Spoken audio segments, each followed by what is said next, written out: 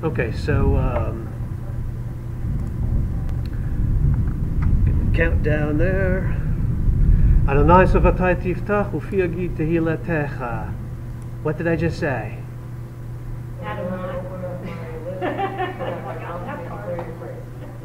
And my what?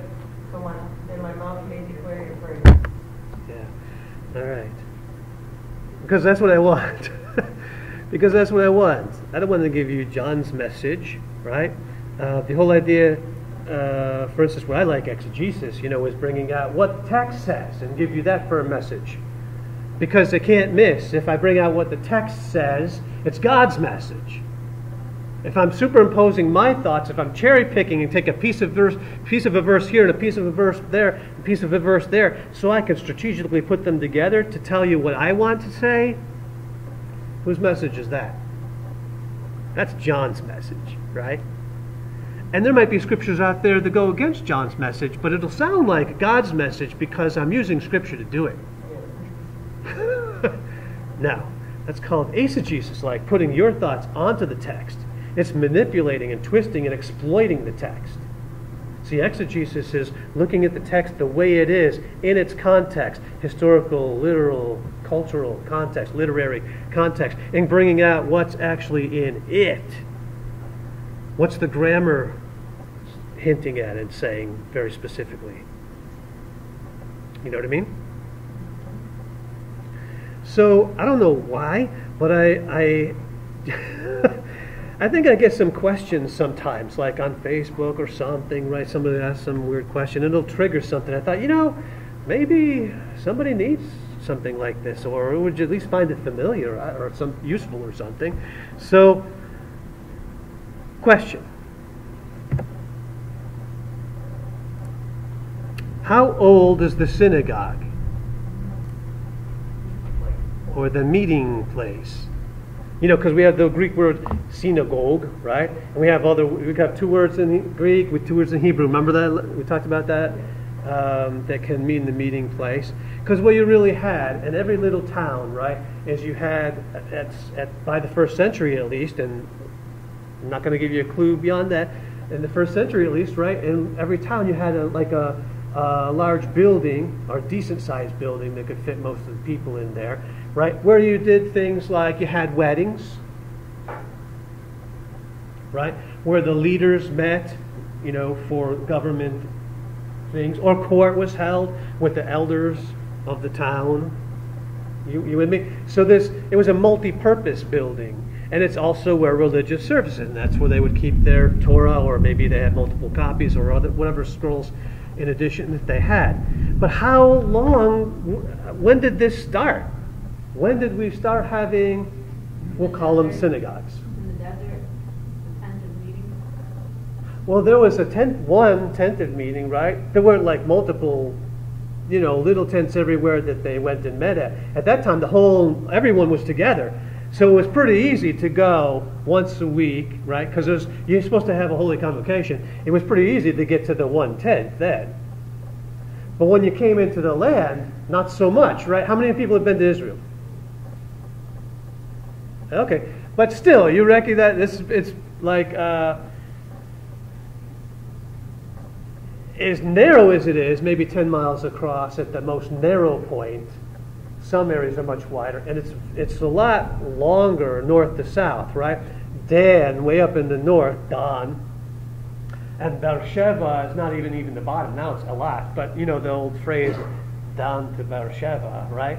And that's a lot of territory. You can't possibly walk that in a whole week, let alone back and forth from Beersheba to Jerusalem and back again in a day. And you're not supposed to, right? You're supposed to be taking it easy and resting on Shabbat. So how do you do your holy convocation then? You with me?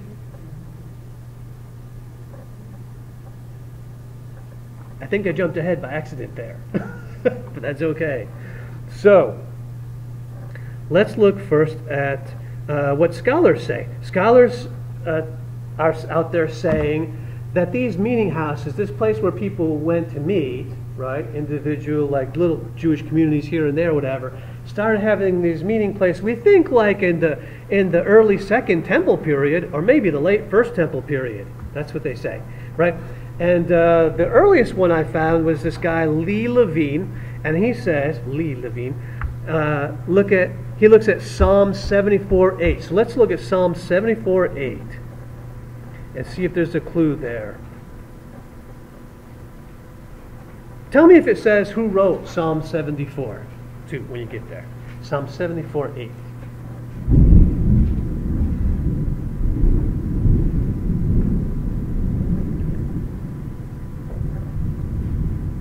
Does it say? Okay. Anybody knew who Asaph was? Or when Asaph lived? No? Okay. No? I'm shocked. I'm surprised there. No one knows when Asaph lived. Can somebody Google Asaph? So, Never heard of Asaph. Are you Googling it? It says, I didn't notice the bottom of my Bible, though. Asaph refers to the children of Israel as the sheep God once pastured. Oh, that's who he's referring to them as. And that's who but it doesn't tell us who he is. It's that how he's referring to them. So there are different people that are named as writing some of the Psalms, and they're usually, most of the Psalms are written by David. Some of them are written for David. Some of them are written by, right. And I believe Asaph was one of those people. Like when the temple, stood in those olden days, because the Psalms were in regular use by the time Yeshua walked in. These are musical leaders that David put in place, and they wrote some Psalms. So Asaph was one of them. So that tells us he was around a long time ago, right? I mean, Asaph is like way old, like Davidic times. And he wrote this. And what does it say? In Psalm 74:8, it says, they said to themselves, this is talking about these enemies coming against Israel. They said to themselves, we will oppress them completely. And then it says, they have burned down all God's meeting places in the land. Do you see that? Kol moadei el ba'aretz. All his meeting places in the land. So that's a pretty good clue that thousands of years ago there were meeting places, plural, in the land, right? Because, scholars are always looking for something that's definitive, that you can't get around, some sort of evidence. And so here's some textual evidence that there were some meeting places, literal, that some enemy was burning down and claiming to have burned down.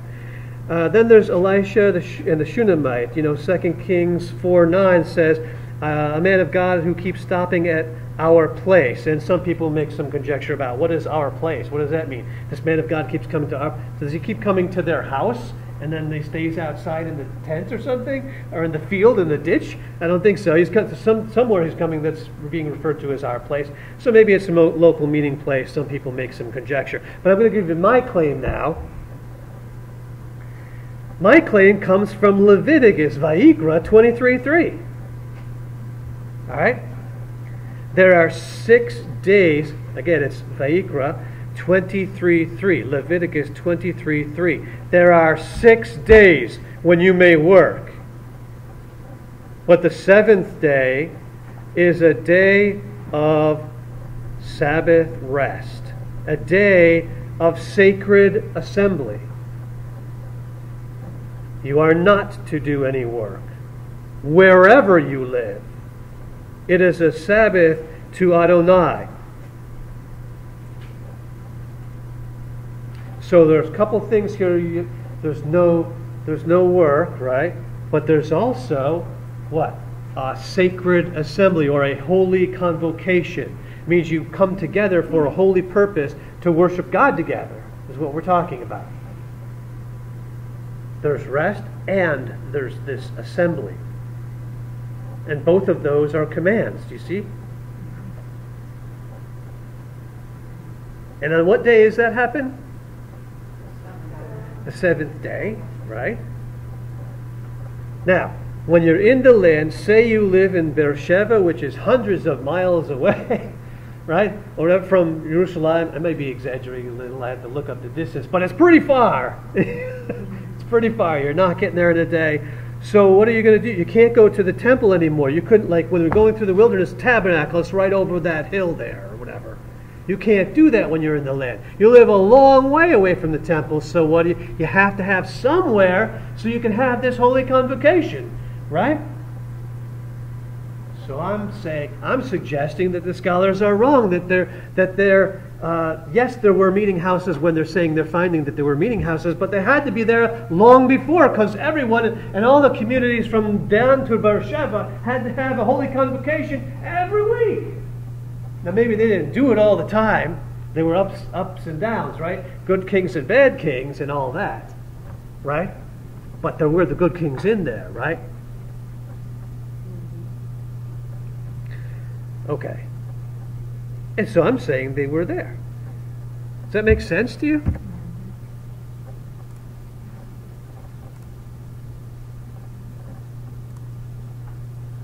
We know it was it was in place long before the first century, and we know you can study the development of liturgy and development and the change of the synagogue pattern and all this sort of thing, and Jewish poetry, and you can the piyut and whatever, and you can see that all these things were developed slowly over time, and yet they know a lot about the services in the synagogues from even before Yeshua's time. A lot about the prayers, even before Yeshua's time. A lot about the services at the temple, even before Yeshua's time. So what does that tell us? It tells us if he's our model, if he's our pattern, we know some of the things very specifically that he prayed every week.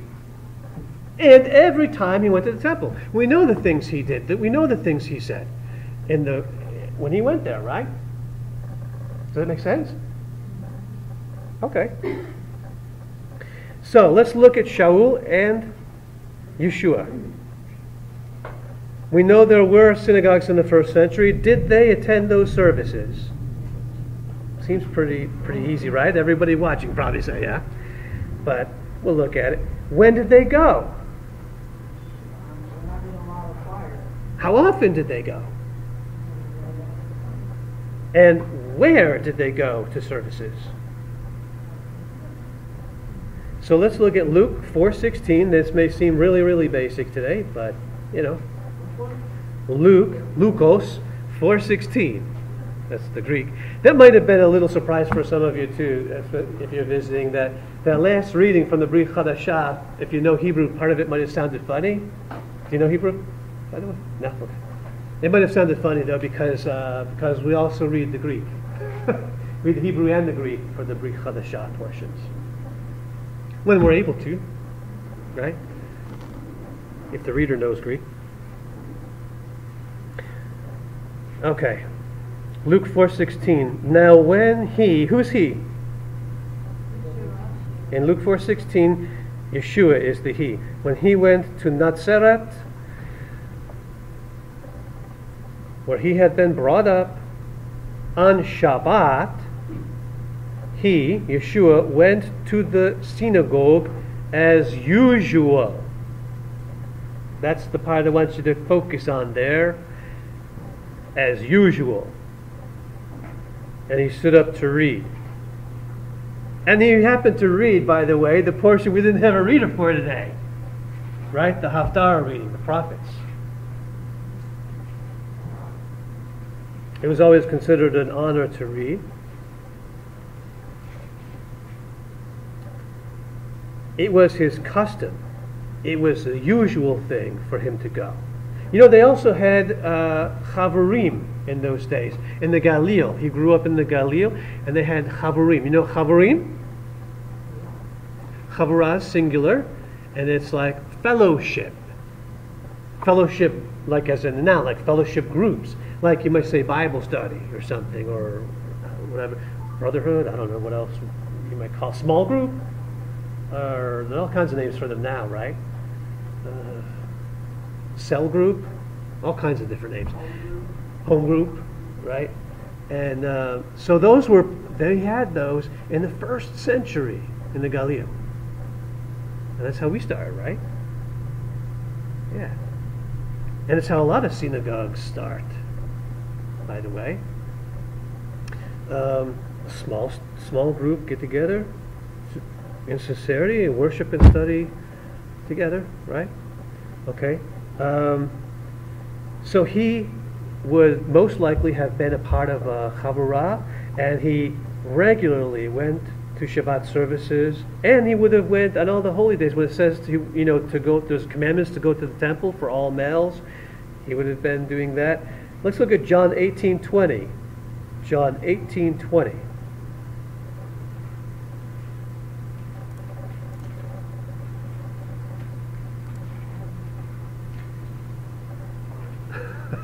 Yeah, I didn't even hear any loud thunder. We lost the live stream.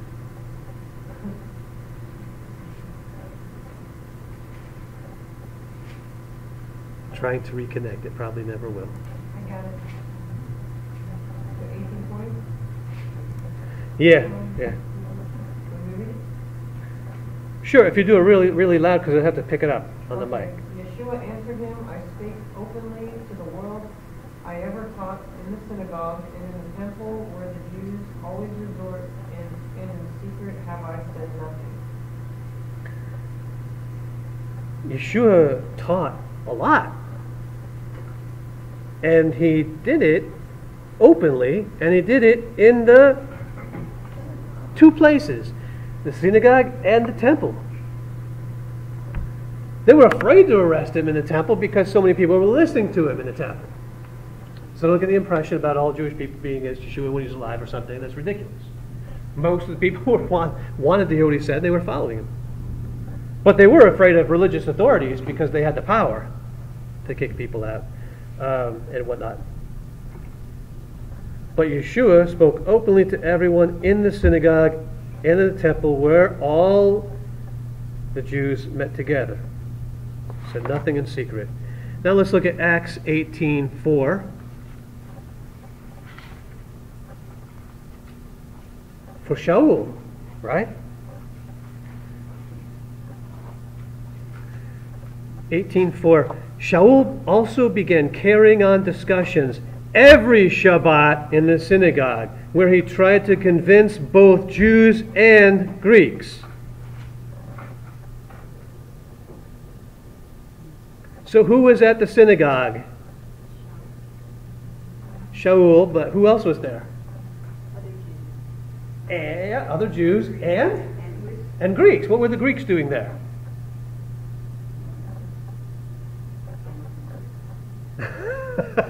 What were Greeks doing in the synagogue? Shouldn't they be in church? What are the Greeks doing there? Learning Torah. They were coming. They were interested in God, and they were coming. For various reasons. I'm sure every person is different, right? But the main reason would probably be, they're interested. They want to find out about this God of Israel, right? Maybe because they're seeing people living out the Torah. Some Jews are being a light to the nation that they're in, and they're coming in to learn more about this Torah.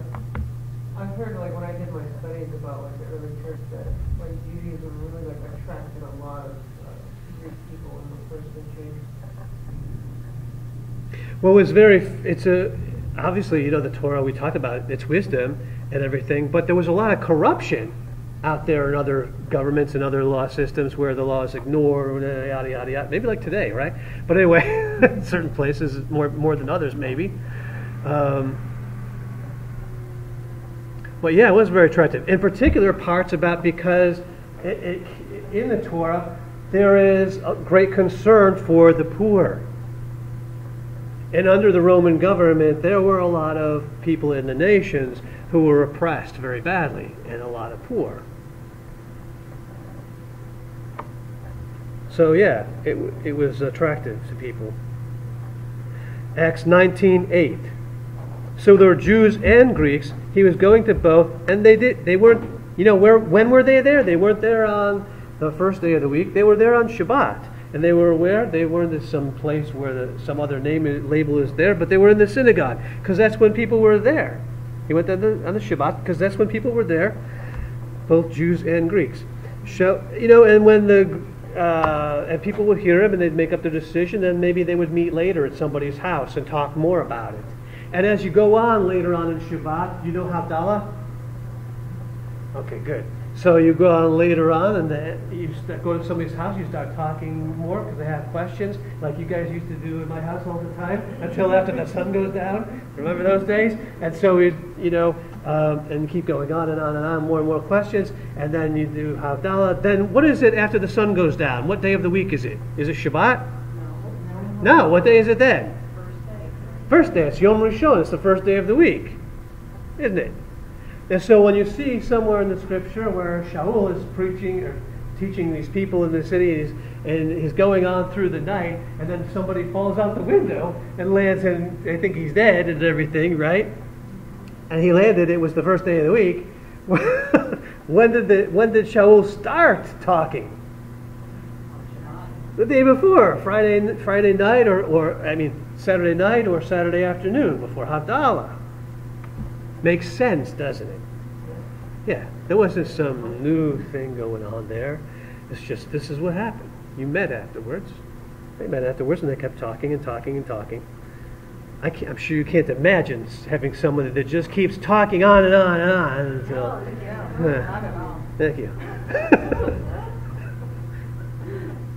And then you go to... Acts 19:8. Shaul went into the synagogue, and for 3 months he spoke out boldly, engaging in dialogue and trying to persuade people about the kingdom of God. This is Acts 19:8. He went into the synagogue for 3 months. Every week. Acts 26:11. Often I went, this is Shaul, often I went from one synagogue to another, punishing them. This is talking about his past before he believed in Messiah Yeshua, right? And he says what? He says, often I went from one synagogue to another, punishing them and trying to make them blaspheme. And in my wild fury against them, I even went so far as to persecute them in cities outside the country. Okay, you read it, right? You heard what I just said. You read it. So let me ask you a question, and the answer's in the verse. Right? The early believers of Yeshua, when did they worship and where did they go? If you wanted to find them, in order to persecute them, where did you have to go? To the synagogue. When? On Shabbat. Do you see that? Yeshua had been gone a while. You know that by the time this was... Okay. Because a lot of people think something, very different thoughts about, right? What day and where and yada yada. So, early believers in the Bible, and very late in the book of Acts, and the book of Acts contains the time period when these various letters are written as well. So, except for Revelation, which is much later, right? For the most part, all of them written in there. Maybe Romans, right? Is not, but the majority of them are in this time period, and yet at the end of the book of Acts, right, we see this written. Okay, let me see. If we move along here.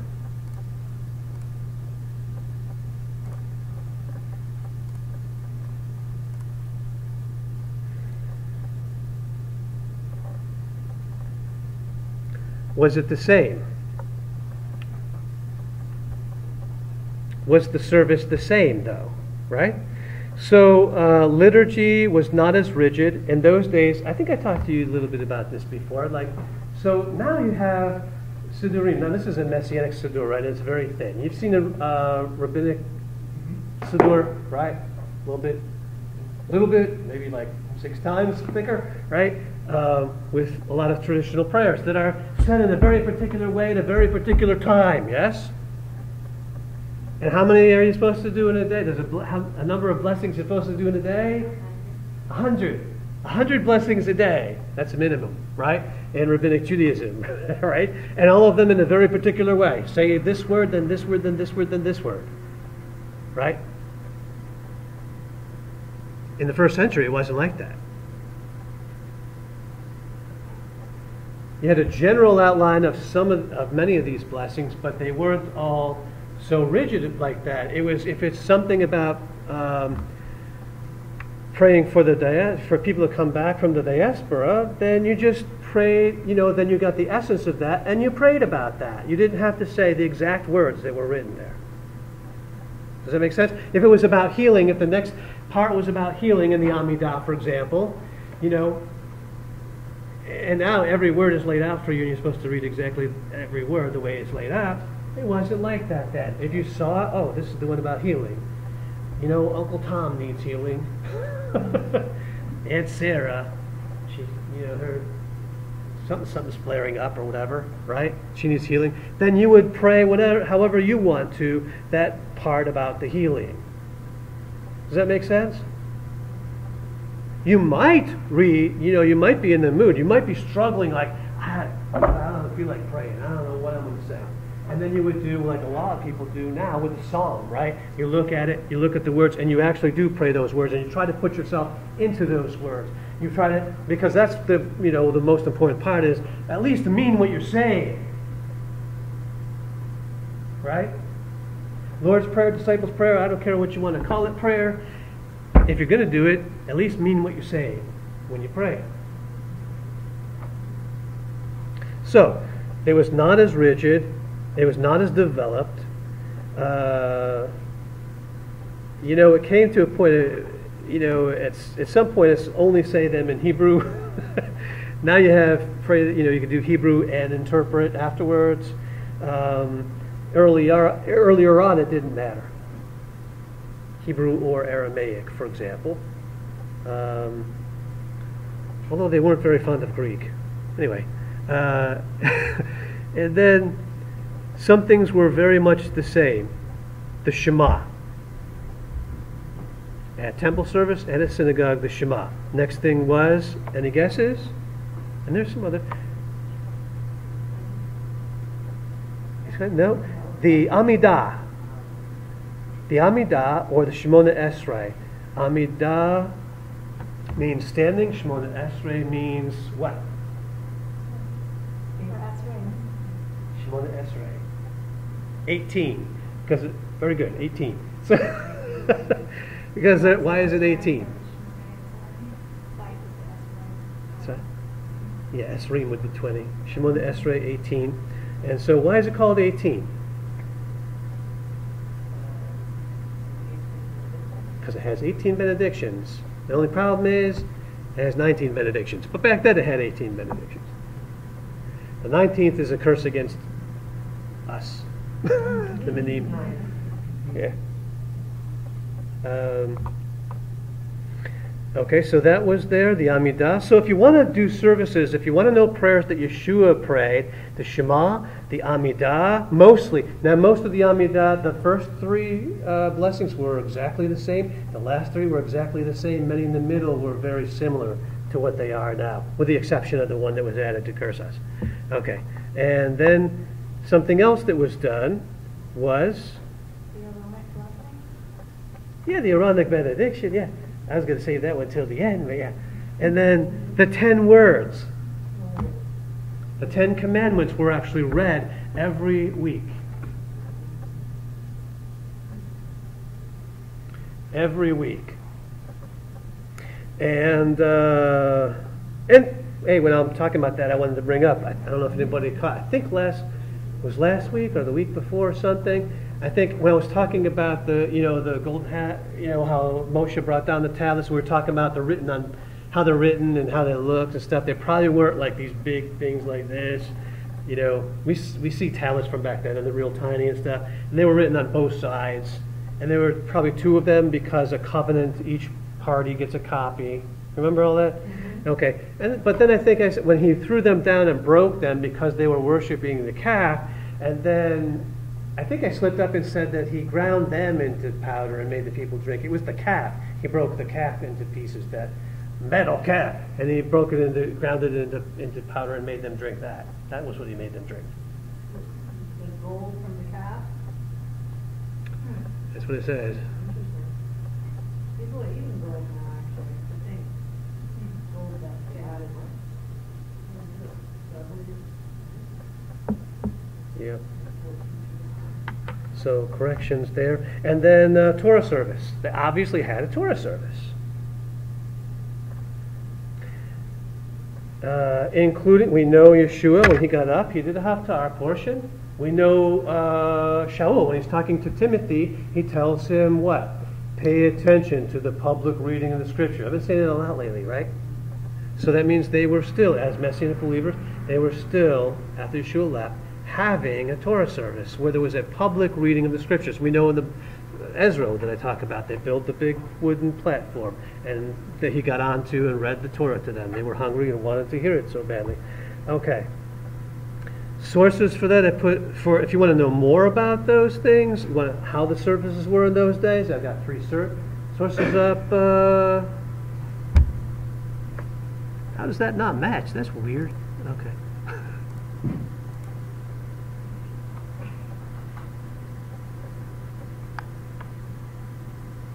Okay, so that's strange.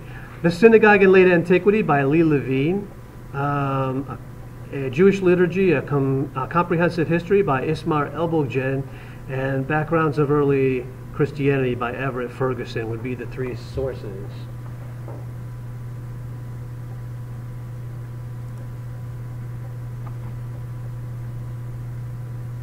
I'm going to close that and reopen it.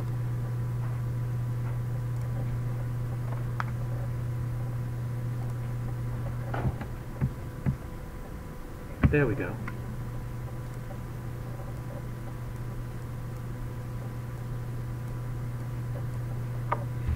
All right. But what about us, right? Talk about all that stuff. And who cares? So what about us?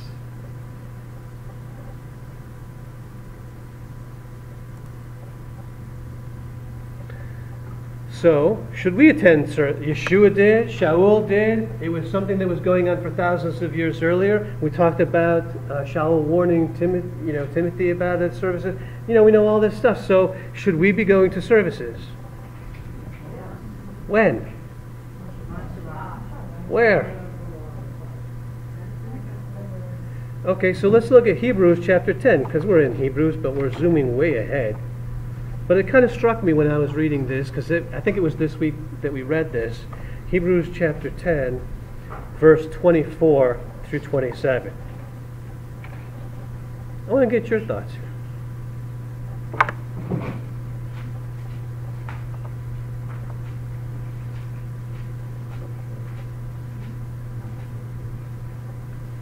And what? 10:24, and we're almost done. Hebrews 10:24 through 27. So Hebrews 10:24 says, "And let us keep paying attention to one another in order to spur each other on to love and good deeds." Right? So pay attention to each other. How many of you think about other people in this group throughout the week? Yeah? Pay attention to each other. Why? In order to spur each other on. Spur each other on in what? So you can improve your golf game? No. To love and good deeds. What kind of things are you doing during the week when we don't see each other, I wonder?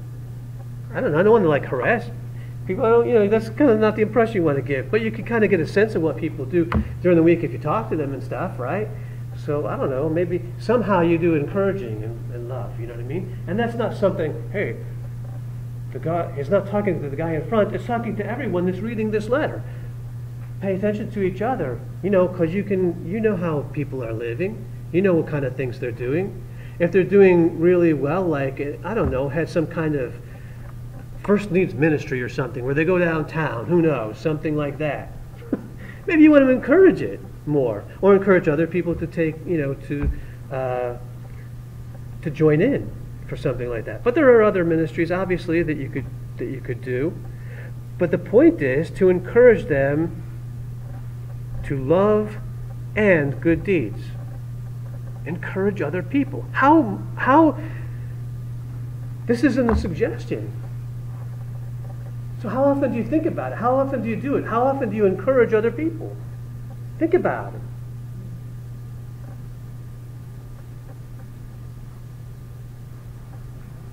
not neglecting our own congregational meetings, as some have made a practice of doing, but rather encouraging each other. And let us do this all the more as you see the day approaching. There are times in your life like you just, really enthusiastic about going to meetings. Maybe because there's a guest that you read his book or something, or whatever, Or, oh, Paul Wilbur's going to be there. I want to hear the music or something, right?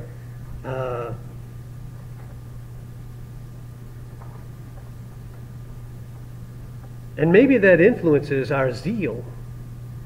Maybe what we think what we're expecting is influencing our zeal. Maybe too much sometimes. What do you think?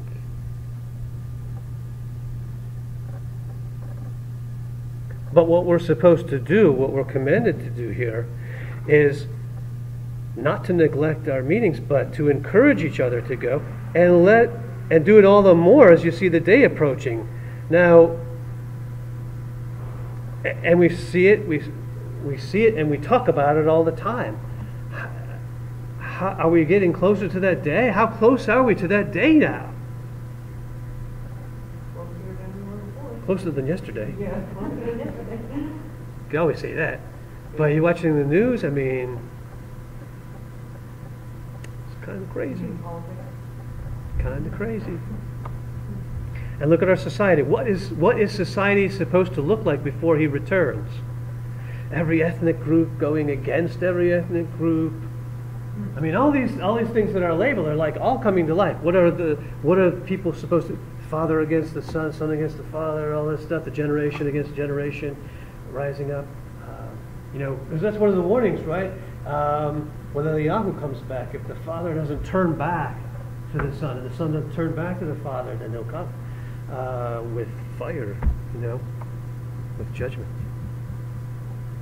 That's one of the things he's supposed to do, is bring families back together before Yeshua returns. And the attitudes people have. Selfishness is a big one. Even in services and congregations, man, why do people choose to go where they choose to go? Because they want to hear what they want to hear. And what they want to hear is very much like therapy, like free therapy. I don't want to pay for therapy. I want somebody to talk to me from 20 to 40 minutes, and I want them to make me feel good.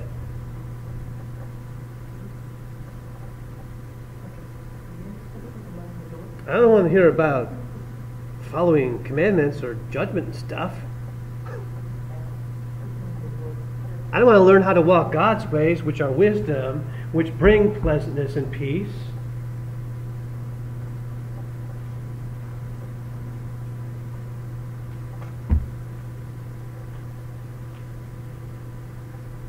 Encourage one another. For if we deliberately continue to sin after wait a minute, where'd that come from? For if we deliberately continue to sin after receiving the knowledge of the truth, there no longer remains a sacrifice for sin, but a certain fearful looking for of judgment and fiery indignation, which shall devour the adversaries. What's that doing in that context? Well, remember Leviticus, Vayikra 23:3, where there are 6 days when you may work, but the 7th day is a day of Sabbath rest, a day of sacred assembly. When you feel like it. Is that what it says? You are not to do any work unless it's convenient. And you have... No? Only when you live in Israel. No? It is a Sabbath to Adonai. Is that a suggestion, Leviticus Vayikra 23:3? No. There are emergencies that come up. There are things that come up that you can't avoid. And there are circumstances that are understandable, that's for sure. Right? But then sometimes we slide into a place where we like lose our kavanah. And maybe that's the fault of the leaders, right? Maybe we don't motivate well enough or something, and we get dry, and our teaching gets boring, and maybe it's too hot and can't fix it or something, right?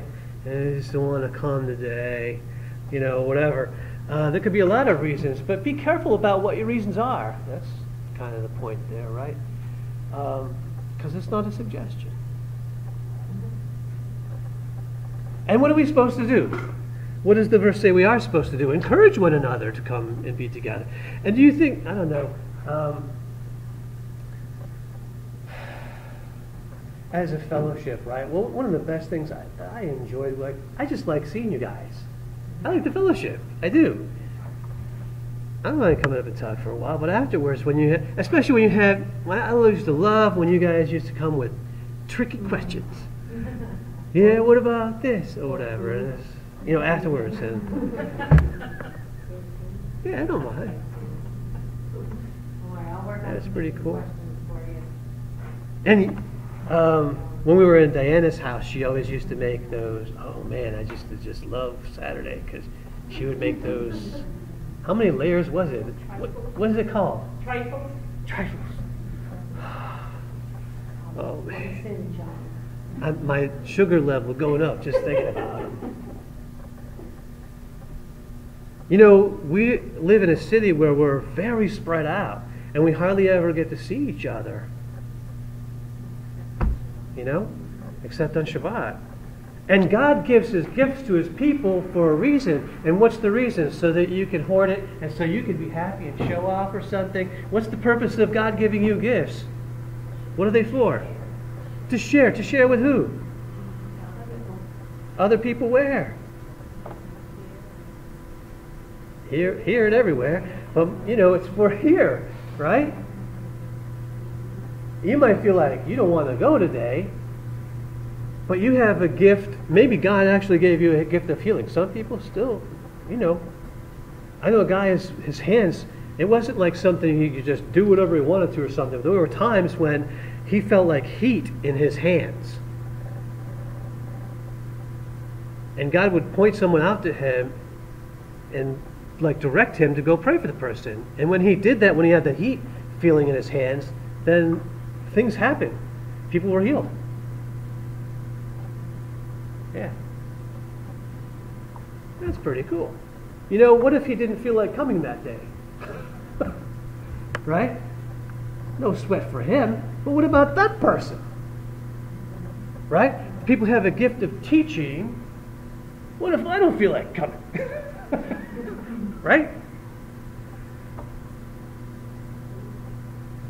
People who have the gift of helps and they don't want to use them. It makes it tougher on everybody to get anything done. So, encourage to good deeds, encourage to come, encourage to fellowship, encourage to love and good deeds, right? Not just to be there and do stuff. It's not about doing stuff, it's about the people. The deeds are for the people. The gifts are for the people. You know what I mean? Not just to make them feel good, but to spur them on to follow God. Does that make sense? So don't you lose your zeal, especially as you see the day drawing near. More and more as you see the end drawing near. And Zechariah told us, we're closer than ever before. Been saying that for 2,000 years. It's always true. It's always true. All right. So, when you're here, you're following a model of Yeshua every week, and the model of Shaul, and the model of Timotheus. When we have the Torah readings, you're following that model, that pattern that they did. I think there's one other thing, that maybe we're we're also supposed to do everything that we do it as if it was for Yeshua himself, for Adonai himself. I think we kind of lose that a lot. It's like, yeah, I'll do it. And then kind of halfway or whatever. But that's not how we're supposed to do things here or anywhere.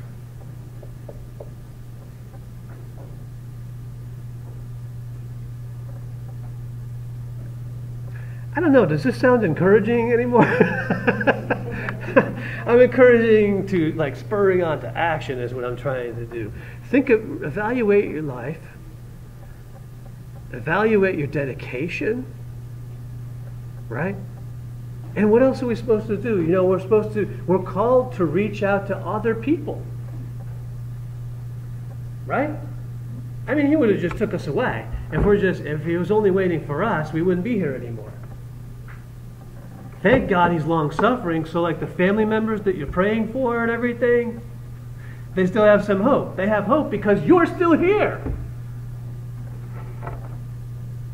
Because you're still here to share with them. Most of us, I think, we want somebody else to go and talk to them. I'll go talk to yours if you want me to. Just tell me. Set up a time and a place. Or do it yourself. Or bring them here and then they can hear. I'm fine with that. Are you fine with that? Now all you need is a little boldness to bring it in. You could do that. Not so tough. Fair? No? All right. All right. Well, it's more exciting than the one I was going to do. Christ out. But we'll get back in I think we're doing either the book of, okay. Next time we'll have door number 1, Christology. Door number 2, get back in the book of Hebrews, chapter 2, or curtain number 3, or door number 3, which will be heresy and blasphemy. What are those? What are they according to the Bible? Yeah. Yeah. We don't want to get our toes stepped on with the heresy. But where do those terms come from? What do they mean? Put it on the back burner what? Put heresy on the back burner and look at it. So Yeah. circle back and come back to heresy. Let's see. I gotta do what God tells me, but okay. See what happens. I mean, I'll take a vote. Well, let me put it this way. Those are the things I already have lined up. They're like, but who knows what could happen? I'll have something totally different next week. Who knows? So. Very good to start it out by saying. Okay. So let's go ahead and